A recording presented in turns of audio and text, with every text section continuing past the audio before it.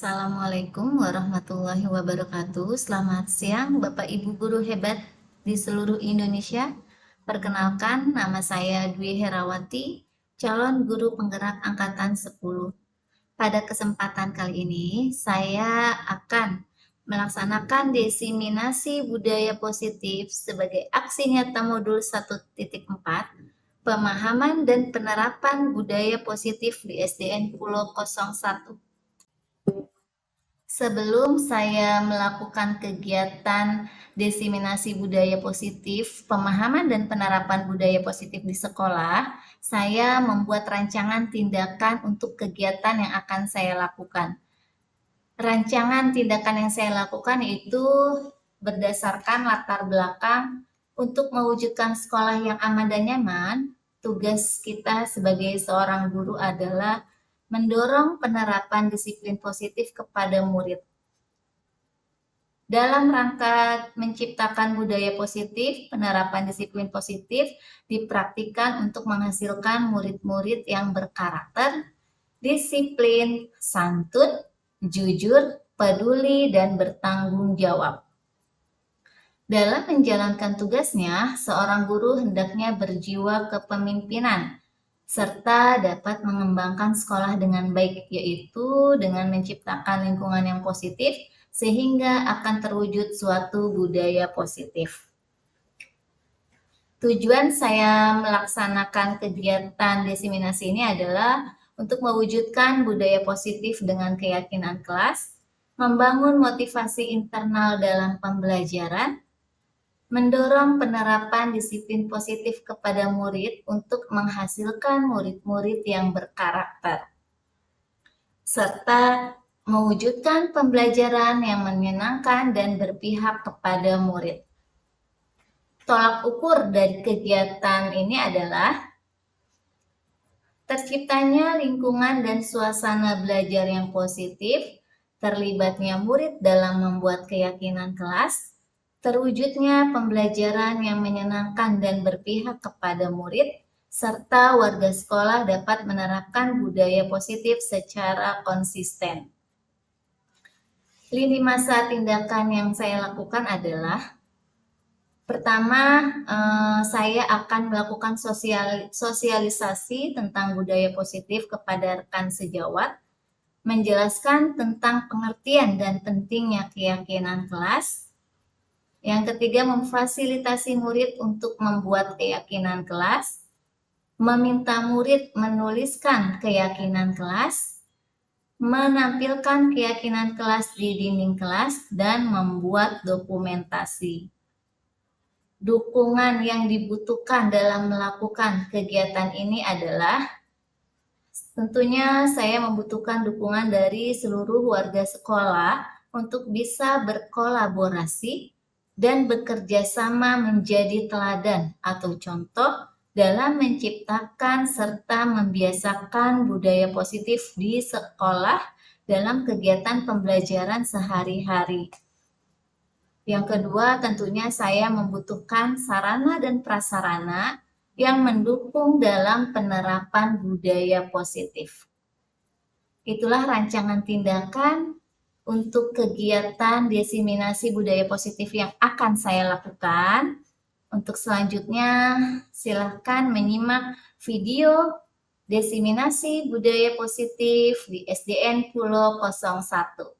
Selamat menyaksikan. Kuatkan hati, negeri ini memanggilmu kawan. Belajar bergerak berbagi untuk negeri. Guru penggerak majukan pendidikan. Guru penggerak menghamba pada murid. Kreatif rancang pembelajaran. Hargai potensi, tingkatkan prestasi. Lahirkan profil pelajar Pancasila. Belajar bergerak berbagi untuk negeri. Kita menjalin kolaborasi. Belajar bergerak berbagi untuk negeri. Demi bakti pada Ibu Pertiwi.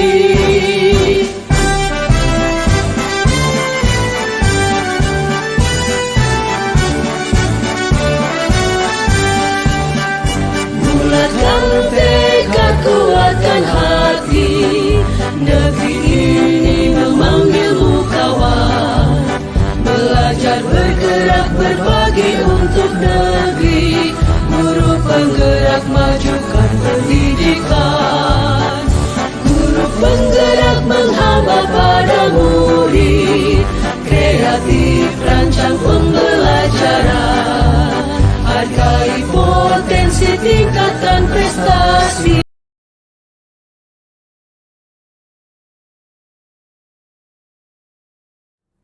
Ya, Assalamualaikum warahmatullahi wabarakatuh. Ya, baik, terima kasih. Yang saya hormati Ibu Kepala Sekolah SDN Pulau 01, yaitu Ibu Sri Wahyuni SPD. Yang saya hormati pula ibu-ibu guru semuanya, guru SDN Pulau 01 yang luar biasa. Terima kasih atas kehadirannya di siang hari ini, karena kita hari ini akan mendengarkan sedikit penjelasan tentang diseminasi ya Bu ya, tentang budaya positif yang nantinya akan dijelaskan oleh Bu Dwi Herawati SPD selaku CGP Angkatan 10. Nah, mungkin di sini ibu-ibu mungkin akan bertanya, mungkin akan banyak pertanyaan, jadi mungkin diawali dengan penjelasan dulu oleh Ibu Dwi, lalu kemudian ketika nanti ibu-ibu semuanya kurang memahami materinya, mungkin bisa tanya langsung kepada narasumbernya. Mungkin langsung saja, silakan Bu Dwi, kami persilahkan.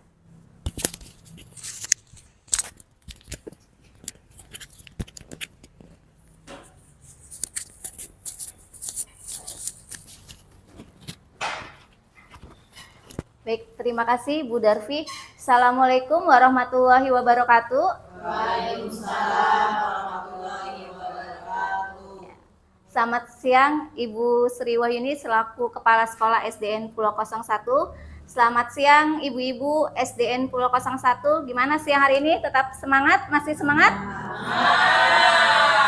Biar semangat karena hari ini saya akan memaparkan penerapan diseminasi tentang budaya positif untuk pendidikan guru penggerak. Kita semangat CGP dulu ya. Salam guru penggerak, tergerak, bergerak, menggerakkan. Tepuk tangan untuk kita semua. Ya baik, untuk mempersingkat waktu, saya akan memulai tentang menyebarkan pemahaman dan penerapan pengalaman budaya positif. Dalam pemahaman dan penerapan budaya positif yang sudah saya pelajari dalam pendidikan guru penggerak, saya pribadi ingin menerapkan apa itu budaya positif dan mengapa harus kita terapkan di sekolah, terutama untuk murid-murid kita. Ya. Budaya positif, apa sih itu budaya positif? Nah, budaya positif adalah perwujudan dari nilai-nilai atau keyakinan universal yang diterapkan di sekolah. Budaya positif dapat mendorong murid kita untuk berpikir, bertindak, dan menciptakan sebagai proses memerdekakan dirinya sehingga murid mampu untuk mandiri dan bertanggung jawab atas semua perilaku dan tindakannya. Konsep inti budaya positif itu terdiri dari 7 bagian. Pertama ada perubahan paradigma belajar, disiplin positif, kebutuhan dasar manusia, motivasi perilaku manusia, posisi kontrol guru, keyakinan kelas, dan segitiga restitusi. Pertama kita masuk ke pembelajaran dengan paradigma baru. Pembelajaran dengan paradigma baru merupakan dirancang berdasarkan prinsip pembelajaran berdiferensiasi, sehingga peserta didik mampu belajar sesuai kebutuhannya berdasarkan tahap perkembangan sesuai teori psikologi modern untuk mewujudkan profil pelajar Pancasila.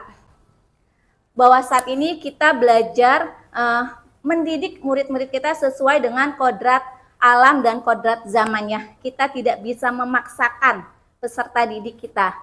Nah, untuk mewujudkan profil pelajar Pancasila, bahwa kita tentu kita mengingat apa itu elemen-elemen profil pelajar Pancasila. Yang pertama ada apa Bapak Ibu? Peserta didik kita untuk mandiri. Yang awal adalah bernalar kritis, berkarakter, gotong royong, mandiri, dan bertanggung jawab. Oke, kita semua pasti menginginkan murid-murid kita sesuai dengan profil pelajar Pancasila. Kemudian masuk konsep selanjutnya yaitu disiplin positif. Disiplin positif merupakan pembiasaan hal yang baik, mencakup sikap, perilaku, maupun tutur kata seluruh warga di sekolah, terutama murid, agar dapat berkembang menjadi pribadi yang kritis, mandiri, dan bertanggung jawab. Nah, tugas kita sebagai pendidik adalah menciptakan peserta didik memiliki disiplin diri sehingga mereka berperilaku mengacu kepada nilai-nilai kebajikan universal dan memiliki motivasi dalam diri menuju perubahan ke arah yang lebih baik. Nah, untuk menuju ke arah yang lebih baik harus dari dirinya sendiri. Mereka memiliki motivasi dari dalam dirinya sendiri. Bagaimana supaya mereka bisa melakukan itu? Kitalah sebagai pendidik yang memberikan contoh nilai-nilai budaya positif kepada murid-murid kita. Konsep yang ketiga adalah kebutuhan dasar manusia. Apa itu kebutuhan dasar manusia? Kebutuhan dasar manusia adalah sesuatu yang kita lakukan untuk mendapatkan apa yang kita inginkan. Seluruh tindakan yang kita lakukan memiliki tujuan. Semua usaha terbaik yang kita lakukan agar kebutuhan dasar kita terpenuhi.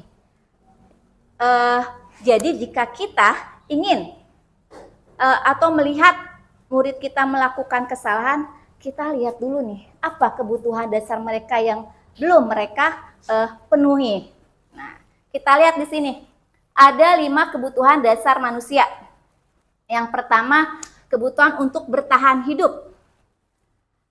Dari pakaian, bagaimana pakaian murid-murid kita, makanan, apakah pagi mereka sudah mendapatkan sarapan, tempat tinggal, apakah tempat tinggalnya layak, keamanan, dan kesehatan. Kemudian kebutuhan kasih sayang dan rasa diterima. Mereka pasti menginginkan mereka diterima oleh teman-temannya, oleh lingkungan sekolah, dipedulikan, berbagi, kerjasama, dan menjadi bagian dari suatu kelompok. Kebutuhan yang ketiga adalah penguasaan. Harga diri, keinginan untuk dianggap, menjadi pemimpin, berprestasi, diakui, dan mereka ingin didengar. Kebutuhan yang keempat adalah kebebasan. Kebebasan di sini mereka menginginkan mandiri, memiliki pilihan, mencoba hal baru, dan mampu untuk mengendalikan diri. Kebutuhan yang kelima adalah kesenangan.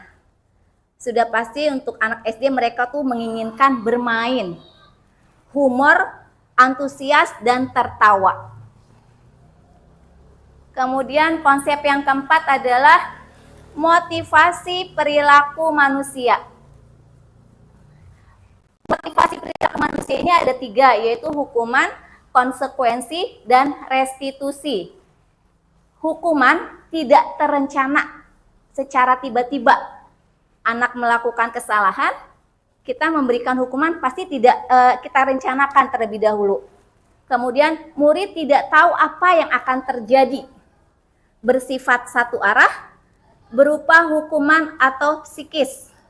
Sedangkan konsekuensi yaitu terencana, sudah disepakati sesuai peraturan, murid tetap dibuat tidak nyaman, sikap guru selalu memonitor murid. Untuk hukuman dan konsekuensi ini akan menimbulkan motivasi bagi peserta didik tapi berasal dari eksternal. Ya, karena dia takut oleh gurunya. Dia melakukan perbuatan baik karena dia takut nanti kalau aku berbuat kesalahan pasti guru aku akan marah. Akhirnya motivasi dalam dirinya itu tumbuh di luar kesadaran dirinya. Sedangkan restitusi ini adalah motivasi internal, yaitu proses menciptakan kondisi bagi murid untuk memperbaiki kesalahannya. Dia melakukan kesalahan, dia sadar kesalahannya apa, lalu ia mencoba untuk memperbaiki diri supaya tidak terulang lagi kesalahannya. Kemudian adanya proses kolaboratif yang mengajarkan murid untuk mencari solusinya sendiri. Dia cari solusinya sendiri. Kalau saya sudah melakukan kesalahan, apa yang harus saya lakukan? Dan bagaimana supaya kesalahan tersebut tidak terulang kembali? Berarti akan muncul dari dalam dirinya. Dan inilah tugas kita untuk menerapkan restitusi. Yang kelima adalah posisi kontrol guru. Nah, kita nih Bapak Ibu. Di antara kelima ini, posisi kita harus yang bagaimana menghadapi murid-murid kita. Apakah kita sebagai guru yang penghukum, pembuat merasa bersalah, sebagai teman, pemantau, atau manajer? Halo ibu-ibu. Masih semangat? Oke, seperti biasa. Ya, di siang hari udara panas, kita habis makan siang. Coba saya mau minta satu orang untuk yel-yel nih, menyemangati kita semua supaya tetap semangat. Ayo silakan ibu-ibu. Wah, ini pasti sudah hebat-hebat nih kalau untuk. Ayo, saya motivasi supaya. Ayo. Nggak apa-apa. Ayo Bu Arin. Ayo Bu Arlin. Kita semangat ya. Tepuk tangan buat teman kita.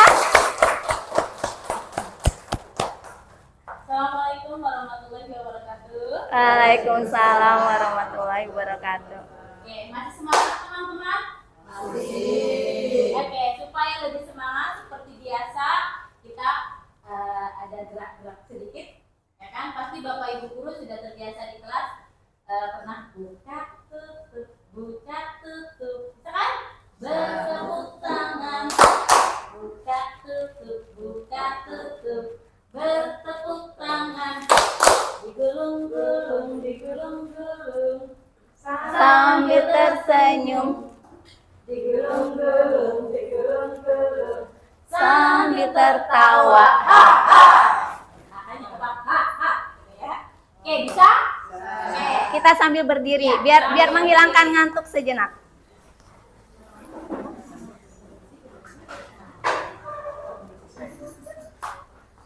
Oke, bisa dimulai ya Bapak Ibu. Oke, 1, 2, 3, Buka tutup, bertepuk tangan. Buka tutup, bertepuk tangan. Digulung-gulung, sambil tersenyum. Digulung-gulung, sambil tertawa. Terima kasih Bu Arlin. Gimana? Sudah tidak ngantuk? Masih semangat? Tepuk tangan sekali lagi untuk kita semua. Ya, kita lanjutkan. Berada di posisi apa kita sebagai guru? Nah, saya punya kasus. Saya punya murid, dia tidak pernah mengerjakan tugas yang diberikan oleh guru. Jika posisi kita sebagai seorang penghukum, guru yang penghukum, kita langsung berdiri dengan gagah bertolak pinggang, dengan suara yang lantang, suara galak kita. Kenapa kamu tidak mengerjakan tugas? Wah, dengan suara lantang pasti suara lantang kita akan membuat murid kita menjadi takut. Dia akan takut. Itulah posisi kita sebagai penghukum. Kira-kira nih menurut ibu-ibu semua, kalau kita melakukan posisi ini, posisi penghukum setiap hari, apa yang akan terjadi dengan murid kita? Iya, nggak mau sekolah. Yang ada takut. Seandainya dia mengerjakan tugas juga, nanti kalau mengerjakan kalau tidak mengerjakan tugas, aku dimarahi bu guru, ya enggak? Bukan dari hatinya. Jadi ada rasa tidak nyaman untuk datang ke sekolah. Kemudian posisi kita sebagai pembuat merasa bersalah. Ada murid nih, kita melakukan kesalahan tidak mengerjakan PR. Ayolah, kamu kerjain tugasnya. Kamu senang ya melihat ibu dipanggil kepala sekolah? Kamu senang ya melihat ibu setiap hari menegur kamu? Kamu senang ya melihat ibu memanggil kamu setiap hari? Jadi murid ada merasa bersalah. Nah, seperti itu juga tidak baik. Intinya nanti akan muncul motivasi eksternal, tidak dari dirinya sendiri. Nah, kemudian untuk jika posisi kita sebagai teman, ayo dong kamu kerjakan tugasnya. Nanti kalau sudah selesai, kamu boleh istirahat. Kita berbicara seperti teman. Meskipun dengan nada yang lebih rendah dari penghukum, tapi apa yang akan terjadi dengan murid-murid kita? Ini apa namanya, jadi seolah-olah guru tidak dihargai gitu. Iya, betul. Seolah-olah guru itu tidak dihargai. Kita memposisikan sebagai murid, sebagai teman. Karena mungkin dengan kata-kata yang lebih friendly juga maksudnya kata-kata teman, ayo dong, itu kan bahasa anak dan teman banget gitu. Iya, betul. Merasa ya kita sama-sama teman, ngapain sih guru sama murid sama aja gitu. Iya, betul. Jadi sama. Kita jadi wibawa kita kurang di mata murid. Dan tidak kemungkinan nih murid itu tetap melakukan kesalahan yang sama. Karena biar aja ditegur sama bu guru juga bu gurunya nggak marah. Nah, kalau kita sebagai posisi kita sebagai pemantau, kamu sudah melakukan kesalahan dan sudah mengetahui konsekuensinya. Sekarang selesaikan dan segera kumpulkan. Jadi kita pantau terus nih. Kita beritahu kalau kamu nggak mengerjakan tugas, hukuman kamu ini. Jadi kita selalu memantau. Bosan nggak murid kita dipantau terus? Iya, ada rasa bosan. Dan itu juga akan menimbulkan motivasi tetapi secara eksternal. Oke. Kemudian kita memposisikan kita sebagai seorang manajer. Kita tanya, apakah kamu tahu kesalahanmu? Keyakinan sekolah apa yang sudah kamu langgar? Apa yang kamu akan lakukan untuk menyelesaikan permasalahan kamu atau menyelesaikan kesalahan yang sudah kamu lakukan? Nah, dari kelima posisi ini nih, posisi mana yang harus kita terapkan sebagai seorang guru? Manajer. Iya. Posisi kita sebagai seorang manajer. Murid melakukan kesalahan, kita tanya kesalahannya apa, terus keyakinan apa yang sudah dilanggar, kira-kira kalau kamu melakukan kesalahan, apa yang harus kamu lakukan untuk menyelesaikan masalah ini. Jadi sesuai dihadapkan dengan masalah dan mereka bisa menyelesaikan sendiri. Dan tugas kita hanya sebagai seorang manajer. Jadi Bu, kalau misalkan di tahap manajer itu, anak itu harus tahu nih, sadar dulu nih salahnya apa. Ya, tuh. Terus dia juga harus tahu saya harus ngapain ya untuk membalas dari kesalahan saya. Istilah gitu kan? Iya, betul Ibu.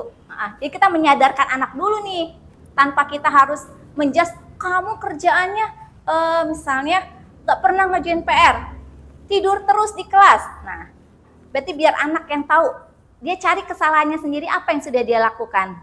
Nah, kemudian dia mencari tahu keyakinan kelas mana yang sudah dilanggar, baru dia cari sendiri cara menyelesaikannya bagaimana. Apa dengan meminta maaf, atau besok untuk mengerjakan tugas dengan baik. Misalnya dia terlambat, dia untuk tidur lebih awal. Nah, biar anak yang menyelesaikan masalah sendiri, kita hanya memanage, meyakini dia deh untuk dia yakin akan kesalahannya. Bu, mau tanya Bu, misalkan dia sudah tahu nih kesalahannya seperti apa, terus dia tahu solusinya, terus tugas kita sebagai seorang guru setelah dia sadar dan dia tahu apa fungsi kontrol kita tuh apa lagi setelah itu? Dia sudah mengetahui kesalahannya. Ya. Terus dia tahu solusinya. Terus kita sebagai guru harus apa lagi harus kita lakukan? Kita mengingatkan kembali, Bu. Mengingatkan kembali, kita yakini bahwa perbuatannya dia yang sudah dia lakukan tidak perlu diulang kembali. Ya, baik. Kita lanjut ya Ibu-ibu ya. Nah, posisi kontrol apakah aku? Gurunya bilang gini, saya kecewa sekali dengan kamu. Pernah nggak kita bilang seperti itu pada murid? Pernah nggak? Seandainya nih ada guru yang bicara seperti, saya kecewa sekali dengan kamu. Kamu lagi yang buat kesalahan. Kira-kira posisi gurunya ada di mana ya?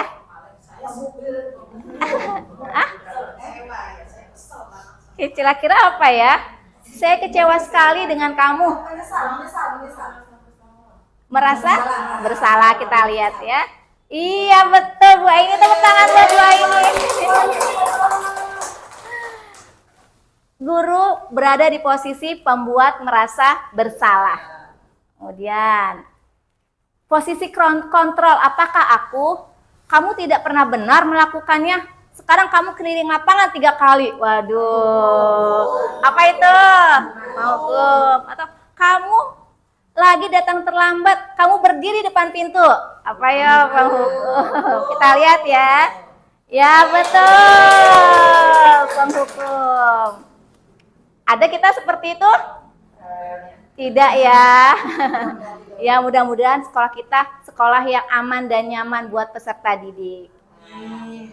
Yang ketiga, kira-kira bagaimana kamu akan memperbaiki masalah ini? Apa? Iya betul, manajer. Wah sudah hebat. Baik. Ayolah lakukan demi Bapak atau Ibu guru. Iya, ada kata ajakan ayolah. Kita lihat ya. Iya, betul lagi. Kemudian yang terakhir, kamu terlambat 15 menit. Apakah kamu sudah mengerti konsekuensinya yang dilakukan bila terlambat? Apa? Iya, pemantau. Kita lihat. Ya, betul. Nah, sekarang tadi di restitusi kita meyakini murid kita apa yang sudah dilanggar oleh mereka. Nah, perlunya kita membuat keyakinan kelas. Keyakinan kelas adalah kesepakatan kelas yang diyakini bersama guru dengan murid dengan harapan dapat meningkatkan kedisiplinan murid. Keyakinan kelas berupaya pernyataan universal dibuat dalam bentuk positif dan bersifat abstrak. Keyakinan kelas hendaknya tidak terlalu banyak sehingga mudah diingat dan dipahami. Semua warga ikut berkontribusi dalam pembuatan keyakinan kelas lewat kegiatan mengutarakan pendapat. Nah ini Bapak Ibu, akhir pembelajaran ini kan kita sudah selesai ya. Nah untuk tahun ajaran baru, di awal masuk kita boleh nih membuat keyakinan kelas bersama murid-murid kita. Kesepakatan bersama, tidak perlu banyak. Yang penting mereka mengingat apa keyakinan kelas yang ada di kelas mereka.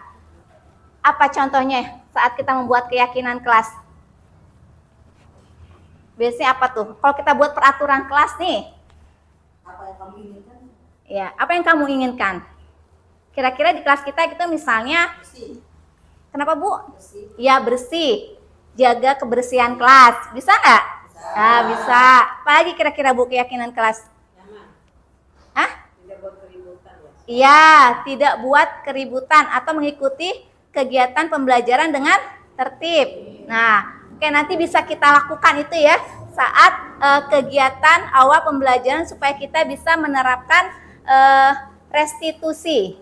Oke, kemudian, nah ini dia segitiga restitusi. Segitiga restitusi adalah suatu proses dialog yang dijalankan oleh orang tua untuk menghasilkan murid yang mandiri dan bertanggung jawab. Segitiga restitusi membantu murid memiliki tujuan, disiplin positif, dan memperbaiki dirinya setelah berbuat salah. Restitusi bukan untuk menebus kesalahan, namun untuk belajar dari kesalahan yang sudah dilakukan. Nah, ini dia segitiga restitusi. Agak kecil ya Bu ya. Kecil ya, ntar kita inikan lagi. Kita inikan lagi di sini aja biar lebih jelas lagi. Ya, kita langsung ke sini aja Bu. Nah, segitiga restitusi yang pertama adalah ada menstabilkan identitas. Menstabilkan identitas ada kalimat-kalimat yang bisa kita sampaikan kepada murid. Dimana jika kita mengetahui murid kita salah, kita tidak langsung mengeluarkan kata-kata yang menyakiti mereka. Tapi bisa mungkin diperhalus kembali dengan berbuat salah itu manusiawi. Kita semua pasti memiliki apa? Iya, pernah melakukan kesalahan. Kita pun sebagai guru pasti pernah melakukan kesalahan. Tidak ada manusia yang sempurna. Bapak Ibu guru pernah melakukan kesalahan. Bapak Ibu guru tidak mencari siapapun oleh guru untuk menstabilkan identitas. Kemudian langkah kedua dari segitiga restitusi adalah validasi tindakan yang salah. Kita bisa memvalidasi itu bahwa tindakan dia itu salah, tapi dengan kalimat yang kamu pasti punya alasan mengapa melakukan hal itu. Padahal kamu bisa melakukan yang lebih buruk dari ini ya. Kamu patut bangga pada dirimu sendiri karena kamu telah melindungi sesuatu yang penting buatmu.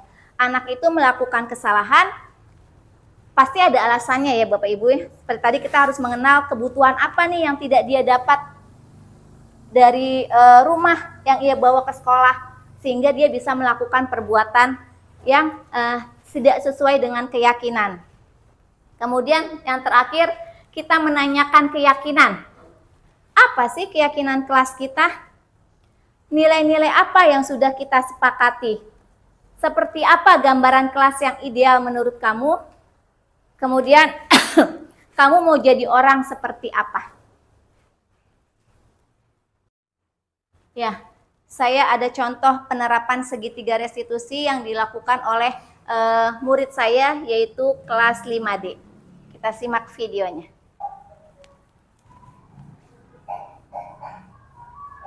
Silakan Andrew. Gimana kabar Andrew hari ini? Alhamdulillah. Andrew, tadi saat di ruang guru ada anak kelas 3D yang ibu. Katanya kamu melakukan sesuatu ya di lapangan. Bisa tolong ceritakan ke Putri apa yang kamu lakukan Andrew? Saya sholat lapangan.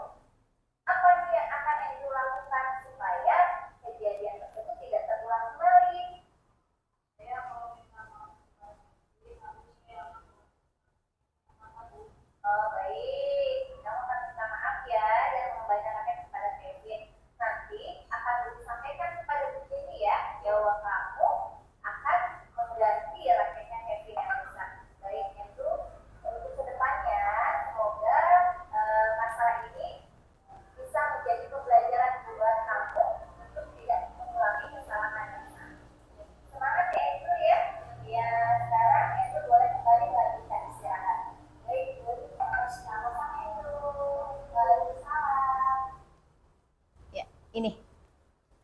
Jadi siswa saya ada yang melakukan kesalahan saat olahraga, di mana raketnya muridnya Bu Jenny ia rusak. Nah, kemudian Bu Jenny-nya itu mengadu, Bu, tadi muridnya ada yang melakukan kesalahan merusak raket murid saya, dan anaknya menangis. Nah, mendengar hal itu, saya tidak langsung menghampiri Andrew ke lapangan, tapi saya panggil. Kita berdiskusi berdua, menanyakan apa yang sudah terjadi, keyakinan kelas apa yang sudah dilanggar, kemudian apa yang ingin ia lakukan untuk memperbaiki masalah tersebut. Nah, dengan cara seperti itu akan menimbulkan motivasi dalam dirinya sendiri untuk tidak mengulangi perbuatannya kembali. Memang untuk memulai sesuatu yang baru kita tentu akan mengalami kesulitan. Tapi jika kita terapkan secara konsisten, maka budaya positif itu akan muncul dari dalam diri murid-murid kita. Semoga kedepannya murid kita menjadi murid-murid yang sesuai dengan profil pelajar Pancasila. Baik. Nah, demikian Bapak Ibu presentasi dari saya tentang pemahaman dan penerapan segitiga restitusi yang sudah saya lakukan di kelas. Dan saya sebarkan kepada ibu-ibu semua. Semoga kedepannya sekolah kita menjadi sekolah yang memiliki budaya positif yang baik. Ya. Gimana? Akan kita terapkan segitiga restitusi kita? Ya, tetap semangat untuk mendidik murid-murid kita menjadi murid-murid yang lebih baik lagi, dan kita ciptakan lingkungan dengan budaya yang baik yang ada di sekolah kita. Tepuk semangat buat kita semua. Sekian dari saya. Wassalamualaikum warahmatullahi wabarakatuh. Ya, bagaimana ibu-ibu semuanya? Masih semangat gak? Masih ya. Nah, alhamdulillah tadi setelah kita mendengarkan pemaparan dari Bu Dwi tentang budaya positif. Nah, selanjutnya masuk ke tahap sesi tanya jawab. Jadi, ibu-ibu guru semuanya, mungkin dari tadi ada yang mau ditanya ini, ada yang belum paham, bisa langsung saja langsung ke pematerinya. Silakan Bapak Ibu-ibu semuanya, siapa yang ingin bertanya silakan tunjuk tangannya. Ya. Silakan Bu Indah. Ini Bu, saya mau bertanya. Terima kasih juga, terima kasih atas waktunya diperkenankan untuk bertanya. Tadi kan kita semua sama-sama mendengar paparan dari Bu Dwi terkait budaya positif. Jadi ada sedikit yang ingin saya tanyakan terkait budaya positif. Tadi juga dijelaskan tentang bagaimana caranya agar anak-anak itu tidak berkata kasar. Karena sekarang ini jujur saya juga kaget masyarakat juga di beberapa sekolah itu, termasuk sekolah kita juga gitu, saya pernah dengar beberapa siswa itu masih ada yang mengungkapkan atau berkata kasar antar temannya.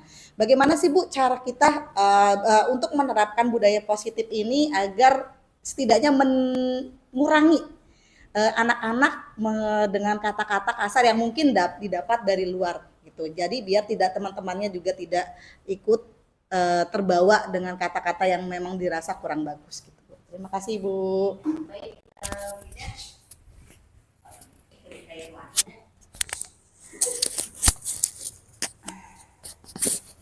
Baik, terima kasih Bu Indah atas pertanyaannya. Ada yang ingin bertanya kembali Bapak Ibu? Kita kumpulkan dulu pertanyaannya, nanti baru kita jawab sekaligus. Ada yang ingin pertanyaan kembali?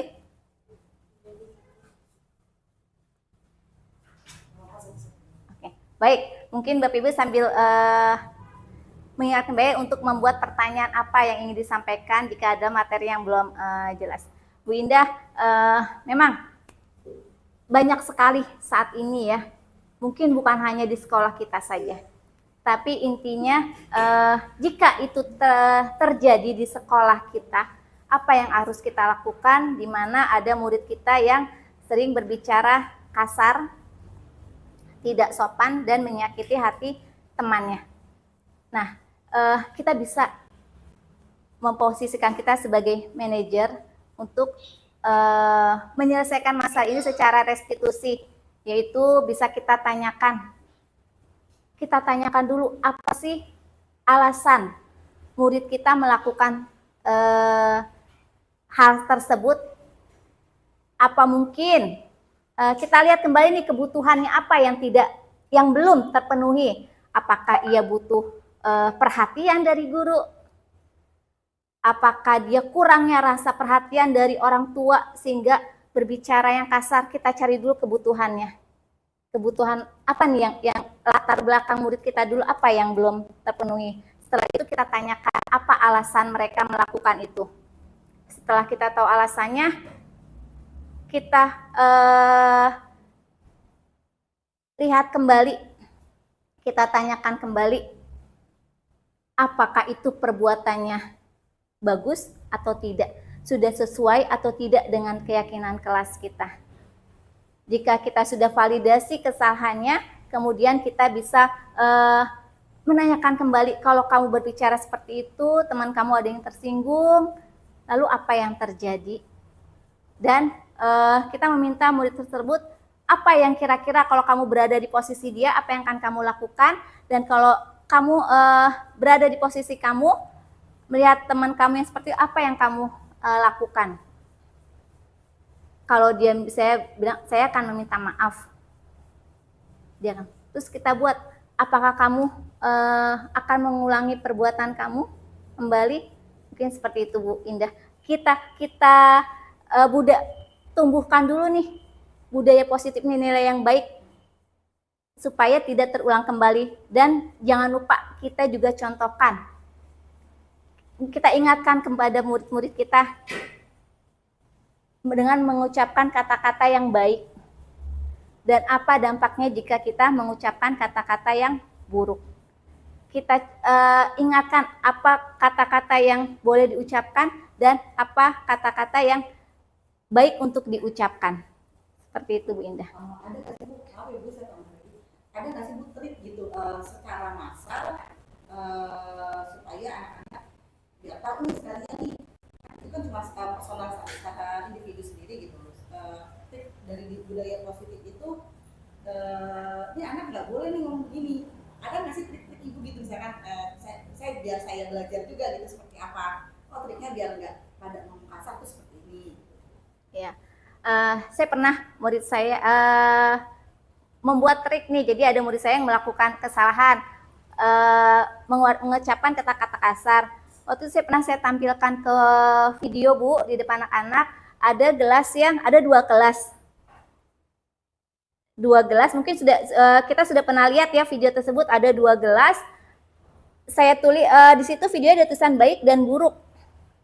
Nah, setiap pagi anak tersebut mengucapkan kata-kata buruk di gelas yang ada tulisan buruk dan mengucapkan kata-kata baik di gelas yang baik. Nah, dalam waktu seminggu di dalam video tersebut ternyata gelas yang buruk ini warnanya menjadi keruh. Nah, jadi saya memperumpamakan video tersebut seperti itu. Jika kamu mengucapkan kata-kata buruk kepada teman kamu, itu sama juga seperti berdoa. Dan saya pernah mengucapkan, memang ini ke murid saya, misalnya kamu mengucapkan kata dasar bodoh atau apa, kata-kata buruk, nanti teman kamu akan semakin bodoh karena itu doa dari teman-temannya. Kalau kamu mengucapkan kata-kata pintar, rajin, ganteng, cantik, nanti teman kamu akan terlihat pintar, baik, rajin, cantik di mata kamu dan teman-teman yang lain. Jadi ada perumpamaan seperti itu Bu. Jadi saya pahamkan waktu itu lagi, saya tekankan ke murid-murid saya bahwa ucapan yang kamu sampaikan kepada teman kamu itu adalah doa untuk teman kamu. Jadi doakan teman-teman kamu dengan kata-kata yang baik. Seperti itu Bu Indah. Satu lagi dulu. Soalnya saya sering dengar Bu Dwi, jadi saya belum tahu nih apakah ini kata-kata ini termasuk kasar atau tidak. Cuma mungkin kalau menurut saya bukan bahasa Indonesia yang baik dan benar ya. Anak-anak sekarang tuh sering banget menggunakan kata-kata anjir, anjay. Itu apakah itu termasuk kata-kata kasar? Jadi setidaknya kan kita oh kalau besok saya dengar itu lagi, saya akan melarang itu. Gitu. Sebenarnya itu masuknya bagaimana? Ya, benar. Ini juga terjadi juga ya. Apalagi saya mengajar kelas 5. anjir, anjay. Ya, itu kata-kata yang sebenarnya kata-katanya ya diplesetin. Nah, maknanya itu negatif tapi diplesetin. Nah, saya tanamkan kembali Bu Indah bahwa ucapan itu tidak baik. Nah, saya tidak baik. Itu plesetan. Nah, itu tidak baik. Saya pernah sampai saya pernah sempat ngomong gini. Anjir itu artinya apa? Anjir itu apa? Itu Bu, bu, ada yang. Bubuk itu apa? Itu Bu, binatang Bu. Saya langsung bilang, anjing maksud kamu? Saya bilang itu. Iya Bu, kamu udah pernah lihat hewan anjing belum? Saya bilang itu. Udah Bu, sama nggak sama teman kamu? Enggak Bu, beda Bu.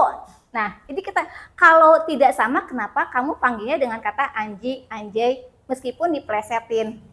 Nah, kalau sama, boleh kamu bilang. Tapi beda atau sama? Saya tekankan seperti itu, Bu. Jadi, apa yang tidak sesuai dengan kenyataan tidak perlu diucap. Kita sama-sama membiasakan untuk berbicara yang baik. Seperti itu, Bu Indah.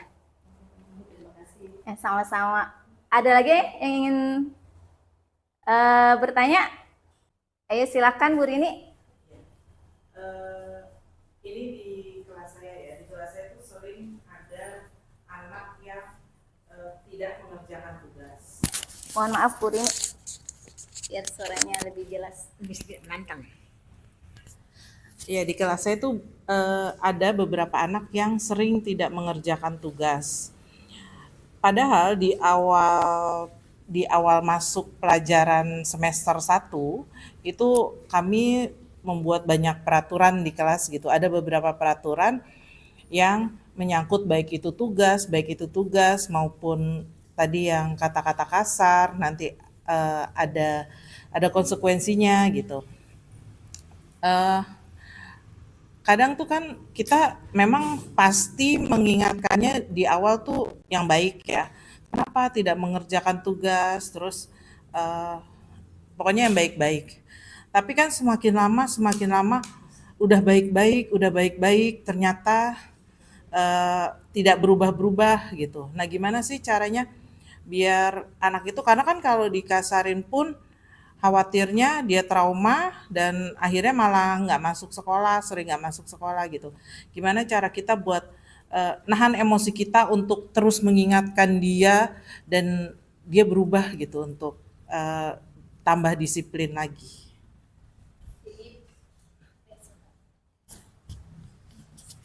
Jadi bagaimana kita menerapkan disiplin kepada murid kita yang selalu melakukan kesalahan yang sama, ya Bu ya. Ya, kesalahannya diulang-ulang terus. Memang sebagai guru, apalagi kita guru SD ya Bu, butuh kesabaran yang sangat ekstra. Karena ini ada dasar mereka untuk menerima hal-hal yang baik, pembentukan karakter yang baik. Nah, disiplin itu salah satu contoh karakter yang baik. Nah, cara kita untuk menerapkannya dengan diulang terus kesalahan yang sama, kita posisikan diri kita sebagai manajer. Kita tanyakan dulu alasannya apa, mengapa anak tersebut tidak mengerjakan PR, atau mungkin kurangnya perhatian dari orang tuanya tidak pernah mengingatkan, ada tugas nggak, jadi dibiarkan begitu saja. Nah, di situ kita bisa masuk, kita bisa sebagai orang tua, kalau kita tahu alasannya kan, ini Bu habis orang tua saya tidak mengingatkan atau apa, orang tua saya pergi Bu, nggak ada yang ngajarin saya, kita bisa masuk di situ.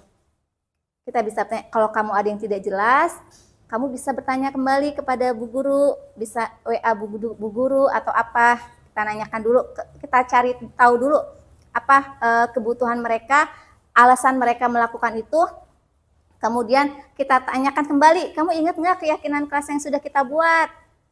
Ingat Bu, kira-kira apa nih yang sudah kamu langgar? Kemudian kita cari penyelesaian masalahnya. Nah, kita dengan cara diskusi itu, kita tanamkan terus Bu Rini. Setiap hari kita tidak bisa bosan dengan sikap kita yang tidak marah terhadap anak itu. Perlahan demi perlahan, anak itu pasti akan muncul motivasi dalam dirinya untuk menanamkan atau menerapkan budaya positif dari dalam dirinya. Lama-lama anak itu juga pasti akan mengerti akan kedisiplinannya. Seperti itu Bu Rini.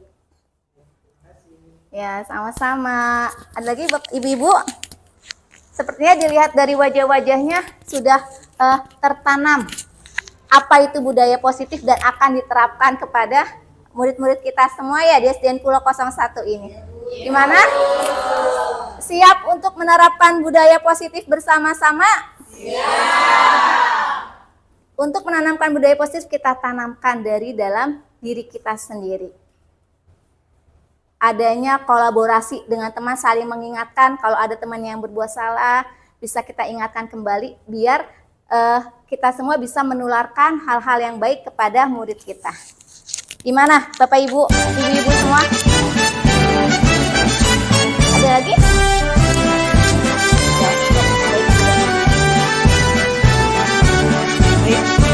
Terima kasih atas Bulatkan tekad, kuatkan hati, angkatan 10. Terima kasih juga untuk memanggilmu kawan. semuanya yang masih semangat Belajar sampai bergerak akhir berbagi untuk negeri, guru penggerak maju pendidikan, semoga apa yang telah guru penggerak menghadap pada murid, kreatif rancang pembelajaran, hargai potensi, tingkatkan prestasi, lahirkan profil pelajar Pancasila. Akhiri saja, terima kasih. Wabillahi taufiq wal hidayah. Wassalamualaikum warahmatullahi wabarakatuh.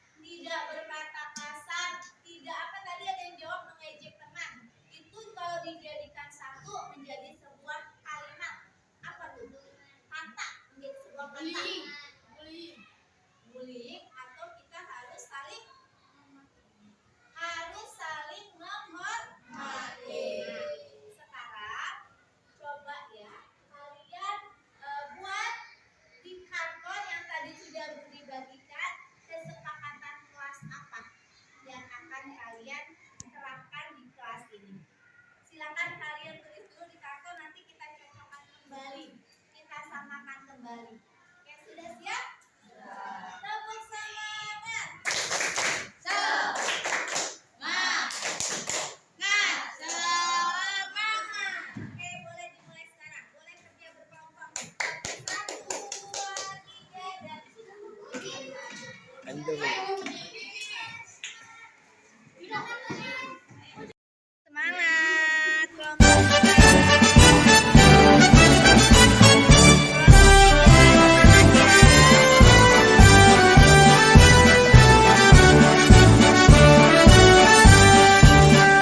Bulatkan tekad kuatkan hati, negeri ini memanggilmu kawan. Belajar bergerak berbagi untuk negeri, guru penggerak majukan pendidikan. Guru penggerak menghamba pada murid, kreatif rancang pembelajaran. Hargai potensi, tingkatkan prestasi, lahirkan profil pelajar Pancasila. Belajar bergerak berbagi untuk negeri, kita menjalin kolaborasi. Belajar bergerak berbagi untuk negeri, demi bakti pada Ibu Pertiwi.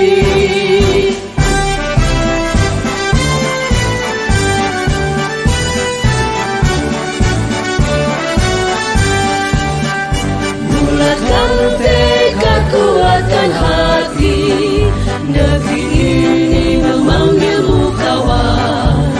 Belajar bergerak berbagi untuk negeri, guru penggerak majukan pendidikan.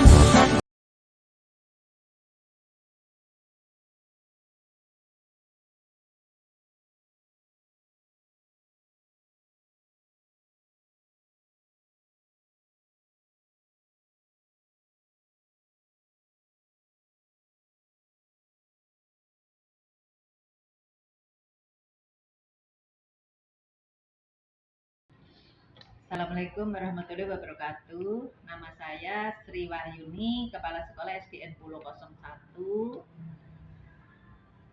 Materi yang diberikan oleh Ibu Dwi Herawati CGP Angkatan 10 tentang budaya positif sudah bagus.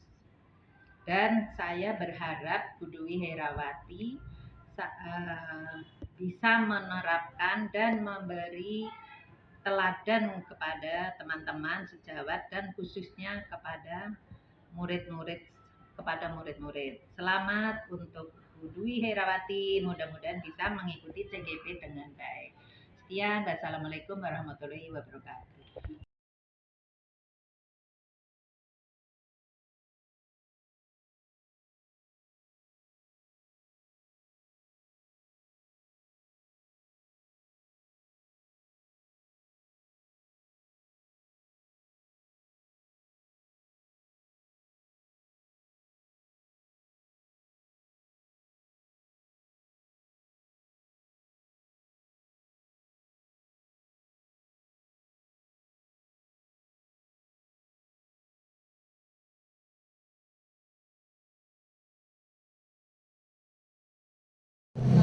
Baik, Assalamualaikum warahmatullahi wabarakatuh. Saya Indah dari SDN Pulau 01.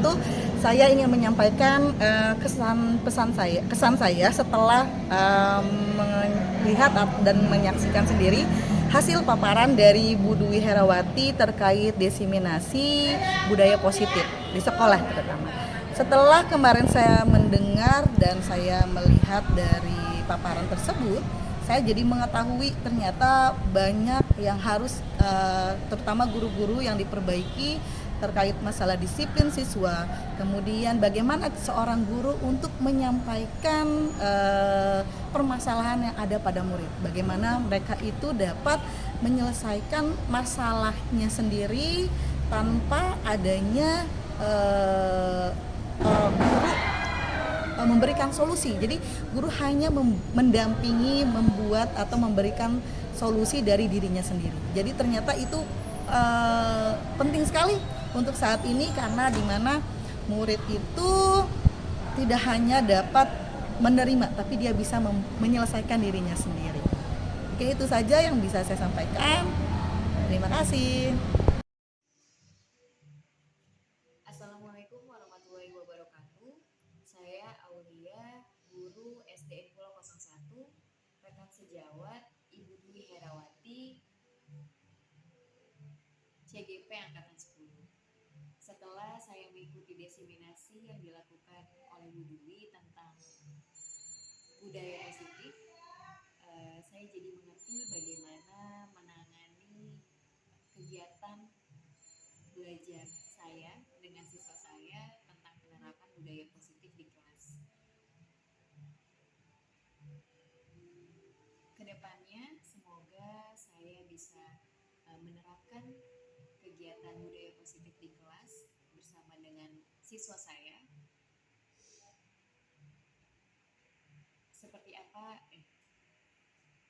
Seperti yang sudah dijelaskan oleh Bu Dwi dalam desiminasinya.